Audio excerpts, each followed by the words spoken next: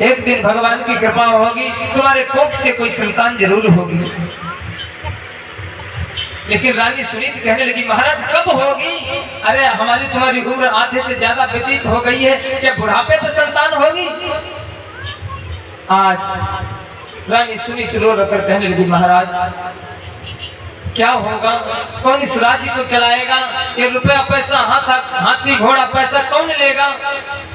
महाराज उत्तानपाद समझा रहे, लेकिन रानी सुनीति एक नहीं मांगी। रानी सुनीति के अंदर एक बात उत्पन्न हुई। रानी सुनीति कहने लगी, महाराज ऐसा तो नहीं हुआ कोई हमारे अंदर कमी हो जिससे महाराज कोई संतान नहीं हो रही है।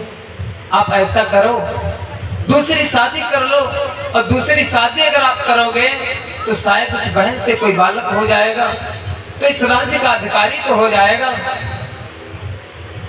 तो महाराज उत्तानपाद ने जैसे अपनी पत्नी के मुख से ऐसी बातों को सुना, रानी सुनीति को धिक्कारने लगे, कहने लगे, पागल हो गई हो क्या?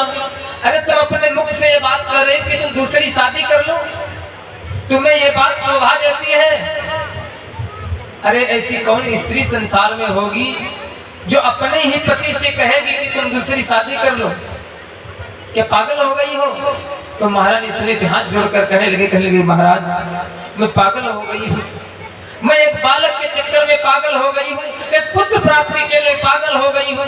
आज मुझे पागल ही सही, लेकिन आप दूसरी शादी कर लो। महाराज उत्तानपाद कहने लगे, ऐ बेवकूफ, तू नहीं समझ रही है, मैं अगर दूसरी शादी कर लूंगा और आंगन में दूसरी स्त्री आएगी, हो सकता है पता नहीं कैसे निकल जाए, तुझे घर से बाहर कर दे, तब क्या होगा? लेकिन रानी सुनीति कहने लगी, महाराज कोई बात नहीं, आप दूसरी शादी कर लो। आज रो रो कर बोली है, महाराज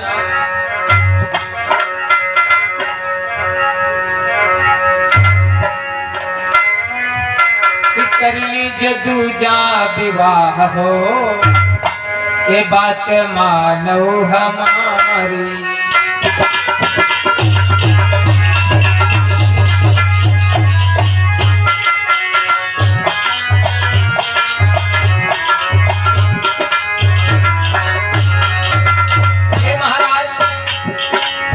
मानो हमारी बात, मानो हमारी, मानो हमारी बात।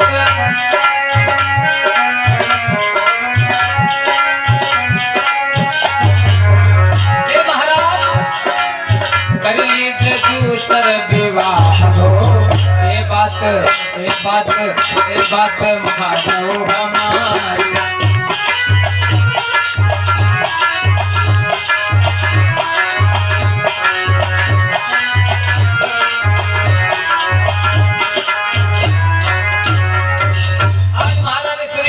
महाराज दूसरा विवाह कर लो, हमारी बातों को मान जाओ। महाराज उत्तानपाद महाराज करने लगे, पागल स्त्री, अरे तू क्या कह रही है? तेरे अभी समझ में नहीं आ रहा है, तू एक पुत्र की प्राप्ति के चक्कर में पागल है, लेकिन एक दिन तुझे पछताना पड़ेगा अगर मैं शादी करूंगा। महाराज उत्तानपाद कहने लगे, तुझे संसार में ये नहीं पता सौतिया दाह कितना खराब होता है, और वाकई में प्यारे भाई सौत का डाह बड़ा खराब होता है। बताया किसी कवि ने कि सौत बुरी है चून की, कि कांटा बुरा करील का, और बदरी का घाम, और सौत बुरी है चून की, और साझे का काम। महाराज उत्तानपाद सुनीति से कहने लगे, महारानी करील का कांटा बड़ा खराब होता है, और घाम चाहे जितना हो, बदली का घाम बड़ा हरता है आदमी को। और सौत जिस प्रकार से आज घाव पे चूना डाला जाता है, जिस प्रकार से उस घाव को चूना काटता है, इस प्रकार से सौत जो है सौत को हरती है, सौत जो सौत को डालती है। आज महारानी सुनीति को नाना प्रकार से उत्तानपाद महाराज समझा रहे, महारानी तुम मुझे शादी करने के लिए परेशान मत करो, विवश मत करो, मैं शादी नहीं करूंगा। महारानी कहने लगे, अच्छा महाराज शादी नहीं करोगे? तो आज उत्तानपाद महाराज अपनी रानी को समझाने लगे, सुनो महारानी, जिस राजा के अगर दो रानियां होती, जे आदमी के लिए एक औरत हो, और एक औरत के यहाँ तो रुपया और साड़ी जेवर नहीं खून कोई पाओ, जी के दो मेहरुआ हुए वो कहा भाई, आज समझा रहे अपनी रानी को उत्तानपाद कहते हैं। सुनो, एक राजा साहब थे, विचार करें, एक राजा थे जिनके 2 रानियां थी।